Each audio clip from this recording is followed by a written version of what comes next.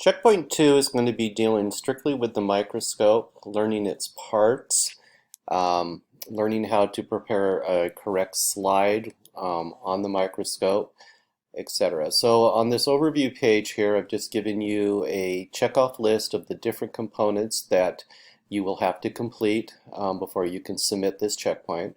So for example, there will be the rules that you have to check off, the labeling of the two different scopes that we're going to be using, the light microscope and the dissection scope, the coloring diagram that you will complete, and then the pre kind of lab type of assignment is you will be creating a wet mount slide of your hair and then getting photographs of the different magnifications of that.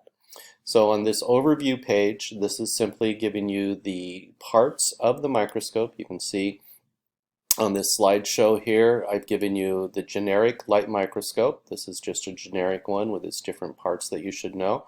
And then this is a Columbia High School microscope with its where these parts on the generic would be found. It's a little different, so you need to be familiar with that. Then we're going to look at a dissection microscope when we look at tissue samples. This is a generic what a dissection microscope would look like, but this is our version here with its different parts where they're found, which are slightly different from the generic. So you'll need to know both of these microscopes and their pieces parts. I'll detail each of these individual components of the checklist on their separate pages.